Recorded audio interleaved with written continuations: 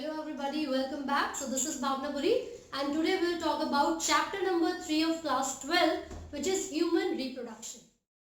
So we will talk about the female reproductive system. जो female reproductive system है, अगर उसको डायग्राम के थ्रू हम देखेंगे तो क्या क्या चीजें उसके अंदर प्रेजेंट होती हैं, और उससे पहले हम बात करेंगे कि जो फीमेल गोनाड्स हैं, गोनाड्स का मतलब क्या होता है भाई? गोनाड्स का मतलब है सेक्स ऑर्गन। तो जो फीमेल गोनाड्स है, these are the ovaries. So females have paired ovaries. सबसे पहले हमने गोनाड्स के बारे में बात की है, यानी कि फीमेल सेक्स ऑर्गन। क्या होता है female sex organs? Paired ovary. तो सबसे पहले हमने लिख लिया है पेयर्ड ओवरीज, ठीक है। दूसरी चीज, जो फीमेल गैमेट्स हैं उनको एग या फिर ओवम कहा जाता है, एग या फिर ओवम कहा जाएगा। ये हो गया फीमेल गैमेट। अब जो फीमेल्स के रिप्रोडक्टिव स्ट्रक्चर के बारे में बात करेंगे तो आप देखोगे in the reproductive system of females, यहाँ पर एक इलोंगेटेड ट्यूब लाइक स्ट्रक्चर आपको दिख रही है, ये भी paired. This tubular structure is called fallopian tube and the, ये जो फैलोपियन ट्यूब है ये लगभग 10 से 12 सेंटीमीटर की लेंथ इसकी होगी। तो ये हमने किसकी बात की है? फैलोपियन ट्यूब की। ये जो फैलोपियन ट्यूब है, यहाँ से आप देखोगे इस तरीके से, यहाँ पर कुछ फिंगर लाइक प्रोजेक्शन प्रेजेंट होते हैं which are called fimbriae, which are called fimbriae, ठीक है। और ये क्या है? This is the ovary, this is the ovary. ये जो ओवरी यहाँ पर प्रेजेंट है, पेयर्ड ओवरी की बात हमने की थी कि जो फीमेल रिप्रोडक्टिव स्ट्रक्चर है, यानी कि जो गोनाड्स है, ऑर्गन है, वो क्या है? Paired ovaries. ये जो ओवरी होती है ये वो पूरी बॉडी की वॉल से कनेक्टेड होती है with a structure called mesovarium, mesovarium, ठीक है। और यहाँ पर ये जो यूट्रस है which is inverted pear in shape, कैसे होती है इसकी शेप? इन्वर्टेड पियर जैसी शेप होती है। एंड दिस जो स्ट्रक्चर है जो कि कनेक्टिव टिश्यू के बीच में प्रेजेंट है, दिस इज कॉल्ड लिगामेंट। तो हम ये बोल सकते हैं कि ओवरी को पूरी बॉडी वॉल से कनेक्ट करने के लिए मीजोवेरियम रिस्पॉन्सिबल है, एंड इसी ओवरी को यूट्रस के साथ कनेक्ट करने के लिए लिगामेंट रिस्पॉन्सिबल है, ठीक है। तो यहाँ पर आप देखोगे फीमेल रिप्रोडक्टिव सिस्टम में क्या क्या चीजें प्रेजेंट है। फैलोपियन ट्यूब प्रेजेंट है, वो पेयर्ड फैलोपियन ट्यूब जो कि 10 से 12 सेंटीमीटर की हो सकती है। फैलोपियन ट्यूब को ही हम ओविडक्ट भी बोलते हैं। दूसरी चीज, यहाँ पर सिंगल यूटेरस प्रेजेंट है, सिंगल यूटेरस प्रेजेंट है, और ये इन्वर्टेड पियर, इसकी जो शेप होती है वो इन्वर्टेड पियर जैसी होती है। साथ ही साथ इसको वॉर्म कहा जाता है, वॉर्म, ठीक है। When the lady is pregnant this particular region is called वॉर्म। यूटेरस को ही हम क्या कहते हैं? वॉर्म कहते हैं। इसके बाद आप देखोगे यहाँ पर ये जो कैनाल आपको दिख रहा है, this narrow region is the cervix and the opening is the vagina. और ये जो पूरा कैनाल आपको दिखेगा it will be called cervical canal, ठीक है। तो मैंने बोला this region is the cervix and then comes the vagina. Vagina के पास यहाँ पर एक ओपनिंग पे एक बहुत ही थिन मेम्ब्रेन प्रेजेंट होती है which is called the hymen layer. उस मेम्ब्रेन को कहा जाता है hymen layer. In certain books it is mentioned that the hymen is a sign of virginity, ठीक है। लेकिन एक्चुअल में अगर देखा जाए तो बहुत सारी फीमेल्स ऐसी होती हैं जो कि फिजिकली एक्टिव होती हैं, वो बहुत स्पोर्टी होती हैं, स्पोर्ट्स में पार्टिसिपेट करती हैं, साइकिलिंग करती हैं, हॉर्स राइडिंग करती हैं। सो ऐसा भी हो सकता है कि during these physical exercises and activities this hymen gets broken, ठीक है। तो हम ऐसा नहीं बोल सकते that only those lady, those females who have this hymen these are virgin, ठीक है। तो ऐसा नहीं बोलेंगे हम। तो यहाँ पर हमने देखा क्या क्या चीजें प्रेजेंट है। यूट्रस लिख लिया है, cervix and then vagina, cervix and then vagina. ये सिंगल है, जहां पर पेयर्ड होगा मैं बताऊंगी। ओवरीज पेयर्ड है, फैलोपियन ट्यूब पेयर्ड, क्लियर है। अब जरा फैलोपियन ट्यूब के स्ट्रक्चर को देखा जाए तो these finger like projection are called fimbriae and this region is the, जो नैरो रीजन आपको यहाँ पर नजर आ रहा है, this is infundibulum, infundibulum, ठीक है। and this broadest region, यहाँ पर जो सबसे ब्रॉड वाला पार्ट होगा, this part is the ampulla, this part is the ampulla and then comes isthmus, and then come isthmus, ठीक है। तो मैंने ये बोला कि जो फीमेल रिप्रोडक्टिव सिस्टम है, it has a paired fallopian tubes, यानी कि ओविडक्ट। फैलोपियन ट्यूब में आपने देखा isthmus है, एम्पुला है and infundibulum. Infundibulum is connected with certain finger like projections which are called fimbriae. और इस फिम्ब्रे का काम क्या होगा? इस फिम्ब्रे का फंक्शन है टू कैच द एग्स, यानी कि जो फीमेल गैमेट्स हैं, जब वो फीमेल गैमेट्स इस ओवरी से रिलीज होंगे तो उसको कैच करने का काम किसका होगा, फिम्ब्रे का होगा। And since female gametes are not motile, तो क्या होगा, फैलोपियन ट्यूब में सिलिएटेड एपिथेलियम प्रेजेंट होती है। फैलोपियन ट्यूब में सिलिएटेड एपिथेलियम प्रेजेंट होती है जो कि एग को लेकर जाती है एम्पुलर रीजन में। कहां तक लेके जाती है, एम्पुलर रीजन में, राइट। और जब सेक्सुअल कांटेक्ट होगा तो जो स्पर्म है वो वेजाइना के थ्रू ट्रेवल करके आता है एम्पुलर रीजन तक, and the fertilisation occurs in the ampullary isthmic junction. कई जगह पर सिर्फ एम्पुला भी लिखा है, so this is also correct, लेकिन आपको याद रखना है कि जैसे ही स्पर्म आता है तो फर्टिलाइजेशन कहां पर हो रही है, एम्पुलरी इस्थमिक जंक्शन में, ये ठीक है। अब हमने यहाँ पर देखा यूट्रस को। ये जो यूट्रस है, the outermost layer of the uterus is called, क्या बोलते हैं इसको, पेरीमीट्रियम, पेरीमीट्रियम, and the middle layer is the myometrium, the middle layer is called myometrium, ये मायोमीट्रियम हो गया। And the inner most layer, जो सबसे अंदर वाली लेयर होती है यूट्रस की, उसको बोलते हैं एंडोमेट्रियम। तो हमने यहाँ पर देखा that the uterus has 3 layers, perimetrium, myometrium and endometrium. Perimetrium is the outermost layer which is responsible for the connection of ovaries. ovaries को जोड़ के रखेगा और पूरे pear shaped uterus को protection देने का काम करता है perimetrium। जो myometrium है which is the middle layer, इसका क्या फंक्शन है, ये जो मायोमीट्रियम है it has certain muscles, बहुत सारी मसल्स होती है इसके अंदर। तो जिस समय पार्चुरेशन यानी कि डिलीवरी होती है उस समय मसल्स की कॉन्ट्रैक्शन करके पार्चुरेशन को करवाना किसका काम होता है, मायोमीट्रियम का होता है, ठीक है। अब एंडोमेट्रियम का क्या फंक्शन है, since it is the inner most layer, endometrium क्या है, इनर मोस्ट लेयर है।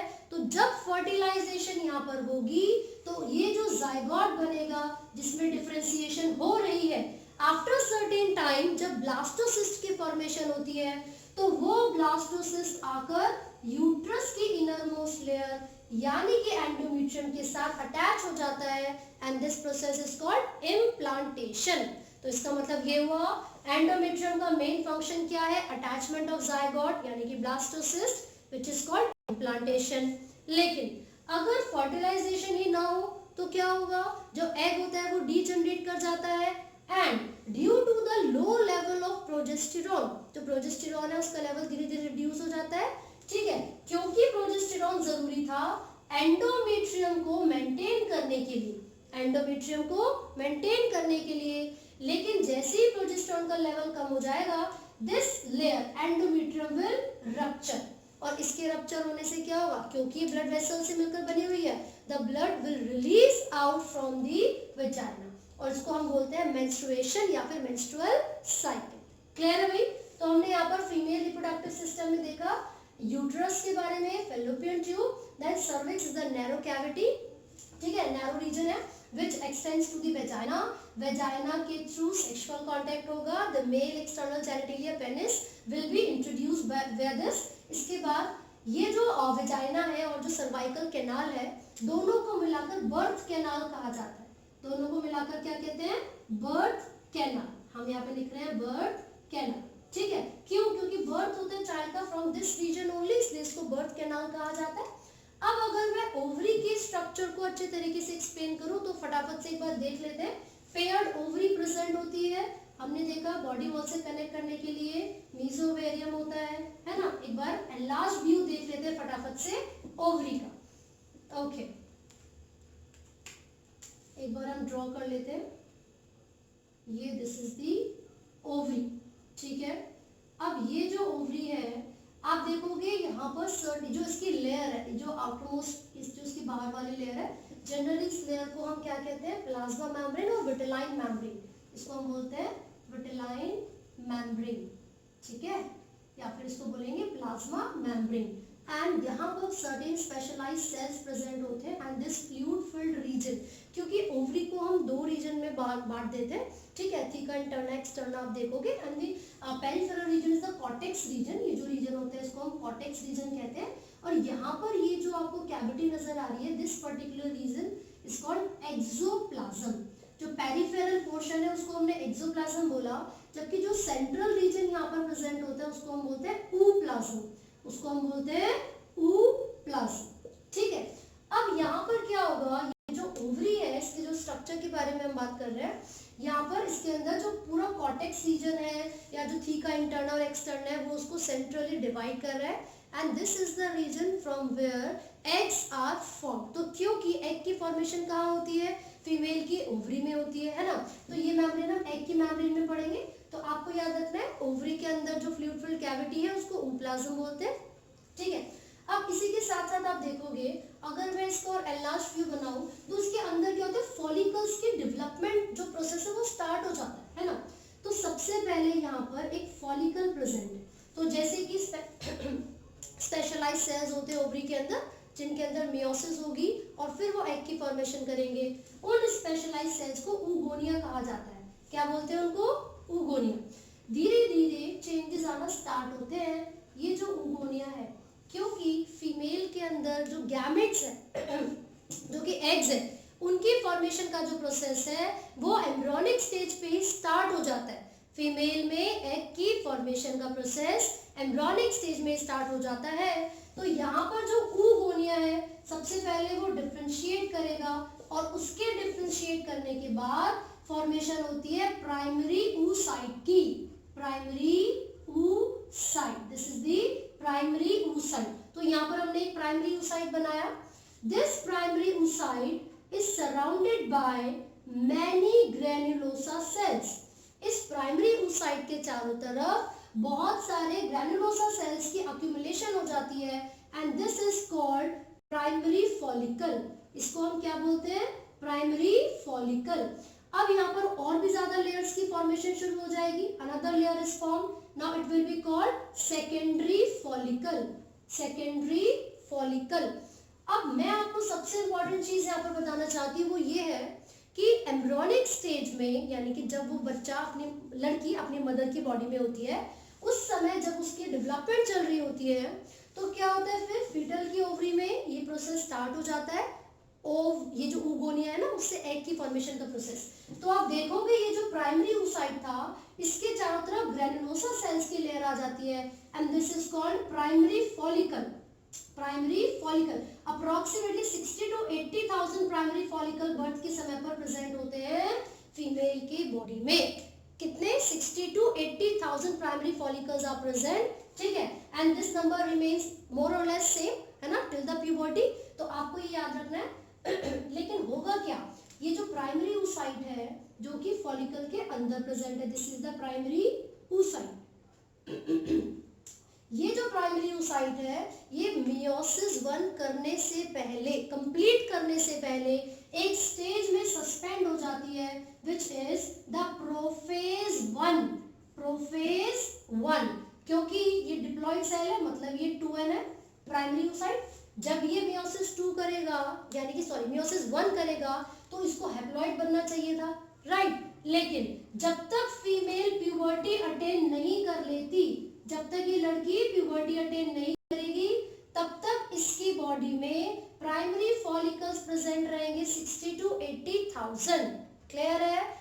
और जैसे ही प्यूबर्टी अटेन हो जाती है तो प्राइमरी फॉलिकल, उसके चारों तरफ बहुत सारे सेल्स की फॉर्मेशन होती है, ग्रेन्युलोसा सेल्स की, और ये क्या कहलाता है, सेकेंडरी फॉलिकल। फिर क्या होगा, बहुत सारे और ज्यादा सेल्स की एडिशन होती रहेगी, and it will be called tertiary follicle. लेकिन टर्शियरी फॉलिकल का एक बहुत ही इंपॉर्टेंट फीचर है, and this feature of tertiary follicle is the presence of antrum. Antrum क्या है, एंट्रम बेसिकली एक फ्लूइड फिल्ड कैविटी है। Antrum is the fluid filled cavity which is present in the tertiary follicle। तो size में आप changes भी देख सकते हो प्राइमरी और सेकेंडरी में। क्वेश्चन पूछ रहा था कि प्राइमरी और सेकेंडरी फॉलिकल में डिफरेंशिएट कैसे करेंगे, तो साइज के बेसिस पर। साइटोप्लाज्म ज्यादा होगा तो साइज भी बड़ा होगा, है ना। अब टर्शियरी फॉलिकल की कैरेक्टरिस्टिक फीचर मैंने आपको बताया, एंट्रम की फॉर्मेशन हो जाती है। एंट्रम क्या है, this is the fluid filled cavity. ठीक है, अब ये जो टर्शियरी फॉलिकल है, इसी स्टेज पर इसी स्टेज पर ये जो मियोसिस 1 है वो कंप्लीट हो जाएगी and this meiosis 1 will be unequal, this meiosis 1 will be unequal division. क्यों? क्योंकि यहाँ पर एक तो पोलर बॉडी बनती है और दूसरा बनेगा सेकेंडरी oocyte। दूसरा क्या बन गया? Secondary oocyte। तो यहाँ पर हम देख रहे हैं टर्शरी फॉलिकल वाली स्टेज पर मियोसिस 1 कंप्लीट हो जाती है प्यूबर्टी आने पर और यहाँ पर सेकेंडरी oocyte की फॉर्मेशन हो गई। This is the secondary oocyte and this पूरा जो structure, this structure is Graafian follicle. इस स्ट्रक्चर को क्या बोला हमने? टर्शरी फॉलिकल के बाद क्या बनेगा? Graafian follicle. इसको हमने नाम दिया है Graafian follicle. Let me label this Graafian follicle. Clear है भाई? अब आफ्टर सर्टेन टाइम जैसे ही ग्रोथ हो जाती है ग्राफियन फॉलिकल की, ये रप्चर करना स्टार्ट करेगा और जिस समय ग्राफियन फॉलिकल रप्चर करता है तो रिलीज ऑफ सेकेंडरी oocyte होता है, जिसको हम बोल देते हैं कि एग रिलीज हो रहा है, लेकिन वो एग नहीं है, वो सेकेंडरी oocyte है जो कि ग्राफियन फॉलिकल से रिलीज होता है। वो एग नहीं है, वो क्या है? सेकेंडरी oocyte है जो कि ग्राफियन फॉलिकल से रिलीज होता है। अब सिर्फ मियोसिस 1 हो पाई है प्यूबर्टी तक, मियोसिस 2 कब होगी? देखिए मियोसिस 2 तब होती है जिस समय फर्टिलाइजेशन चल रही होती है। जब स्पर्म आ जाता है फर्टिलाइजेशन करने के लिए तो उस समय यहाँ पर मियोसिस 2 चलेगी और मियोसिस 2 भी अनइक्वल होती है। उसमें सेकेंड पोलर बॉडी की फॉर्मेशन होगी और ओवम की फॉर्मेशन होगी। Second polar body and ovum. देखो ये जो फर्स्ट और सेकेंड पोलर बॉडी यहाँ पर बनी है वो डीजनरेट हो जाती है। तो ऐसा क्यों हो रहा है? ऐसा इसलिए हो रहा है क्योंकि एग के अंदर जो साइटोप्लाज्म था उसमें यॉक प्रेजेंट होता है and this is very limited in amount.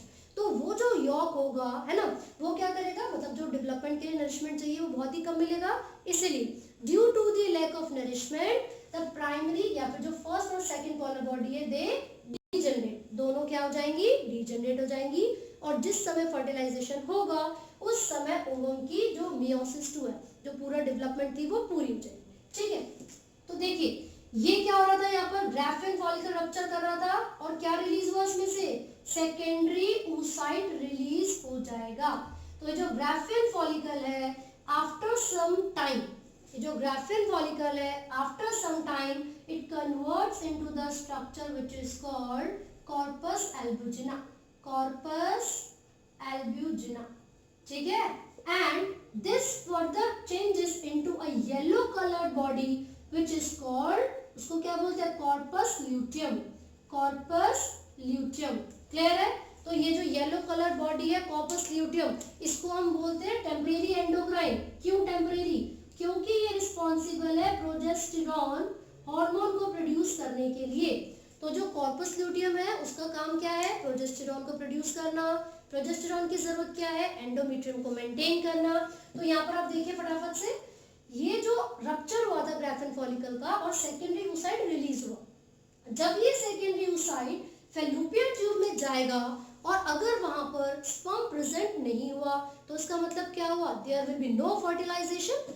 और जैसे ही ग्राफियन फॉलिकल को पता चला कि फर्टिलाइजेशन नहीं हो रही है, क्योंकि ग्राफियन फॉलिकल तो कॉर्पस ल्यूटियम में बदल चुका है, राइट? तो ये corpus luteum in the absence of fertilisation it degenerates. क्या होगा? ये डीजनरेट कर जाएगा। और कॉर्पस ल्यूटियम जब डीजनरेट करेगा तो कोई भी प्रोजेस्टेरॉन को प्रोड्यूस नहीं कर पाएगा, क्योंकि कॉर्पस ल्यूटियम क्या हो गया? डीजनरेट हो गया। इसका मतलब ये हुआ जो यूट्रस की सबसे अंदर वाली लेयर थी, इनर मोस्ट लेयर एंडोमेट्रियम, कोई भी उसको मेंटेन नहीं कर पाएगा। As a result endometrium rupture कर जाती है और मेंस्ट्रुअल साइकिल स्टार्ट हो जाती है। तो यहाँ तक आपको बहुत अच्छे से पढ़ना है। सो दो तीन चीजें यहाँ पर ऐसी है जो आपको जाननी है। एक तो जो ओवरी की वॉल है यानी कि जो लेयर है यहाँ पर उसको हम कहते हैं ट्यूनिका एल्ब्यूजिना। ट्यूनिका एल्ब्यूजिना, फर्स्ट थिंग, ठीक है। दूसरी चीज मैंने आपको बताई कि जो टर्शियरी फॉलिकल है उसकी कैरेक्टरिस्टिक फीचर होती है presence of a fluid filled cavity जिसका नाम है antrum and the fluid which is present here is called liquor, उसको हम बोलते हैं लिक्वर फॉलिकल। लिक्वर फॉलिकल, ठीक है, या फॉलिका। तो यहाँ पर दो चीजें भी देखिए। Third thing which you need to know is जब यहाँ पर रप्चर हो जाता है ग्राफियन फॉलिकल तो वो ग्राफिन फॉलिकल कन्वर्ट हो जाता है कॉर्पस, इसको आप एल्ब्यूजिना नहीं बोल के कॉर्पस हेमोरेजियम, कॉर्पस हेमोरेजियम बोलेंगे। फिर ये कॉर्पस हेमोरेजियम कन्वर्ट हो जाता है कॉर्पस ल्यूटियम में, and this corpus luteum is responsible to produce a hormone called progesterone. Progesterone endometrium को मेंटेन करेगा ताकि क्या हो सके, प्रेगनेंसी हो सके और प्रॉपर तरीके से इम्प्लांटेशन हो सके। लेकिन जब कोई फर्टिलाइजेशन नहीं होती तो ये कॉर्पस ल्यूटियम कन्वर्ट कर जाता है एक स्ट्रक्चर में विच इज कॉल्ड कॉर्पस एल्ब्यूसिन, ठीक है। तो ये जो यहाँ पर स्ट्रक्चर हमने पढ़े इसको आपको अच्छे से याद रखना है, इनके नाम अच्छे से याद रखना है। तो ये पूरी की पूरी फॉलिकुलर डेवलपमेंट हमने यहाँ पर देखी है, ओवरी को हमने कंप्लीट किया है, राइट। लेकिन अब हम बात करेंगे जो फीमेल एक्सटर्नल जेनिटेलिया है उसके बारे में। तो देखिए जो फीमेल एक्सटर्नल जेनिटेलिया है it includes vulva and mammary glands. तो फीमेल में मेमरी ग्लैंड्स को भी एक्सटर्नल जेनिटेलिया में ही डाला गया है, उसके साथ साथ वल्वा को भी हम एक्सटर्नल जेनिटेलिया में पढ़ेंगे। तो एक डायग्राम के थ्रू समझते हैं हम। तो यहाँ पर हम डायग्राम बना रहे हैं वल्वा का, जो कुछ इस तरीके से है। फीमेल के अंदर हम बात कर रहे हैं एक्सटर्नल जेनिटेलिया में। जैसे कि मेल देखा था तो उसमें सिंगल ओपनिंग थी for both the urine and sperm ejaculation, लेकिन यहाँ पर दो ओपनिंग होती है। The upper opening is urethra, उसको हम बोलते हैं urethra, and the lower opening is, ये किस चीज के लिए होती है, this is vagina for sexual contact, this is the vagina, and here the particular this region is called vestibule, इसको हम बोलते हैं वेस्टिब्यूल, ठीक है। तो हमने देखा था female external genitalia has two openings, the urethra for the release of urine and the vagina for the sexual contact और इंटरकोर्स, ठीक है। अब आप यहाँ पर देखोगे कि फीमेल के पास एक टिश्यू, एक फोल्ड प्रेजेंट होता है। दिस टिश्यू, दिस फोल्ड, ये पेयर्ड है, इसको हम बोलते हैं labia minora, this is called labia minora, and here is a elongated tubular smaller structure which is clitoris, and this clitoris is homologous to male penis, this clitoris is homologous to male penis, ये आपको याद रखना है। इसके साथ साथ आप देखोगे यहाँ पर दो छोटे छोटे से ग्लैंड प्रेजेंट होते हैं जिसको हम बोलते हैं बार्थोलिन्स, ठीक है। ये जो ग्लैंड्स हैं these are certain mucus producing glands, ठीक है। जैसे मेल में आपने बल्बोयूरेथ्रल ग्लैंड पढ़ा था, यहाँ पर बल्बोवेस्टिजियल ग्लैंड बोला जाता है इसको, है ना। तो हम एक तरीके से होमोलोगस है ये, this is homologous to male gland, कौन सा, बल्बोयूरेथ्रल, ऐसा क्यों भाई है, क्योंकि बल्बोयूरेथ्रल ग्लैंड भी इरेक्टाइल प्रोटीन थे उसके अंदर और म्यूकस को सीक्रेट कर रहा था। सिमिलरली बार्थोलिन्स जो ग्लैंड यहाँ पर प्रेजेंट है towards left and right side of the vestibule, इनका काम भी क्या है, म्यूकस को सीक्रेट करना, ठीक है। Along with this labia minora, this is labia minora, there is another tissue, another fold which is called labia majora. This is called labia majora. This labia majora acts as the scrotum. जैसे कि mail में scrotum एक fold की तरह था, एक ऐसे sac like structure की तरह था जो कि टेस्टिस को कैरी करता है। सिमिलरली यहाँ पर जो लेबिया मेजोरा है this is homologous to scrotum in male. Clear है, ये चीज आपको याद रखनी है। साथ ही साथ आप यहाँ पर देखोगे this is the tissue, this is a fleshy fold which is present at the tip of the clitoris at the upper surface. This is called mons pubis, and this is the region where excessive hair growth occurs. This region is called the mons pubis, and this vagina has a layer in this, a membrane which is called hymen. ये already मैंने आपको बता दिया है, ठीक है, which is sometimes considered as the sign of virginity but it is not actually, ठीक है। तो ये हमने बात की है फीमेल एक्सटर्नल जेनिटेलिया के बारे में, female external genitalia which is called vulva, ठीक है। तो आपको ये अच्छे से पढ़ना है। अब हम बात करेंगे किसके बारे में, हम मेमरी ग्लैंड्स के बारे में बात करेंगे which are also included in the female external genitalia. तो क्या होता है, जैसे कि यहाँ पर फीमेल के बारे में हम बात कर रहे हैं तो उनके एक्सटर्नल जेनिटेलिया में ब्रेस्ट पेयर्ड होते हैं ना मेमोरी ग्लैंड्स, उनको ब्रेस्ट कहा जाता है। तो मेमोरी ग्लैंड्स क्यों जरूरी है? क्योंकि देखो एक सर्टेन टाइम आता है फीमेल की लाइफ में, जस्ट आफ्टर द प्रेगनेंसी या ड्यूरिंग द प्रेगनेंसी मैं बोलूंगी, सर्टेन चेंजेस अकर, और वो जो चेंजेस होते हैं वो हार्मोन्स के कंट्रोल में होते हैं, and these hormones help in the formation of milk in the female body. ठीक है, तो जैसे so here is the diagram, here is the structure of mammary glands. तो फीमेल में पेयर्ड मेमोरी ग्लैंड्स होते हैं व्हिच आर कॉल्ड ब्रेस्ट। आप इसका डायग्राम देखोगे, so they have a variable amount of fat, बहुत सारे फैटी टिश्यूज होते हैं इसके अंदर। ठीक है, वास्कुलराइज्ड स्ट्रक्चर है। These are the mammary lobes, ये क्या है? ये मेमोरी लोब्स है, and these mammary lobes are further connected with the alveolus, mammary alveolus. तो ये जो एल्वुलाई है, क्लस्टर ऑफ सेल्स, इनमें क्या होता है? मिल्क की फॉर्मेशन का प्रोसेस स्टार्ट होता है, और ये कब होगा? During pregnancy, and at the end of the pregnancy the milk could be suck out by the baby. ठीक है, तो जो एल्वुलाई के अंदर जो कैविटी होती है उसको ल्यूमन कहा जाता है। जो मिल्क की सिक्रीशन मेमोरी ग्लैंड्स में होगी, उस मिल्क को स्टोर किया जाता है ल्यूमन के अंदर, एल्वुलाई के ल्यूमन में अंदर। And each memory gland has 15 to 20 memory lobes. तो जब एक मेमोरी ग्लैंड में 15 to 20 मेमोरी लोब्स होंगे, तो एक फीमेल में कितने होंगे? 30 to 40। तो इस तरीके से क्वेश्चन आपसे पूछा जा सकता है। And here you can see the milk which is formed in the alveoli, this is taken from there with the help of mammary ducts. ये जो मेमोरी डक्ट्स है, वो एल्वुलाई में जो मिल्क बना था, जो स्टोर हुआ है, उसको लेकर आती है एम्पुला रीजन तक, and this ampulla is the broadest region which further कहाँ पर आके टर्मिनेट करते हैं? नैरो डक्ट में, जिसको कहा जाता है लेक्टिफेरस डक्ट, है ना। और ये जो लेक्टिफेरस डक्ट है, from here the milk can be sucked out by the nipples, through the nipples by the baby, and here is the tissue which is called areola. तो यहाँ पर आपको याद रखना है कि जो मेमोरी ग्लैंड्स हैं वो फीमेल एक्सटर्नल जेनिटेलिया में इंक्लूड किए जाते हैं। ये एक बहुत ही इंपॉर्टेंट रोल प्ले करते हैं फीटस की डेवलपमेंट के लिए, बच्चे की डेवलपमेंट के लिए। और साथ ही साथ आपको याद रखना है इसके अंदर कितने मेमोरी लोब्स होते हैं? 15 to 20। ये fats, considerable amount of fat से मिलकर बना हुआ है, इट हैज एरियोलर टिश्यूज। साथ साथ आपको याद रखना है मिल्क की फॉर्मेशन कहाँ पर होती है? एल्वुलाई के अंदर होती है, उसकी ल्यूमन में मिल्क को स्टोर किया जाता है। ठीक है, and along with this is the modification of कौन से ग्लैंड्स की? स्वेट ग्लैंड्स की ये मॉडिफिकेशन होती है, तो आपको ये याद। सो अगर आपको किसी भी टॉपिक में कोई भी डाउट है, किसी भी तरीके की कोई प्रॉब्लम आ रही है, तो आप कमेंट कर सकते हो और पूछ सकते हैं। And do not forget to like, share and subscribe. Thank you.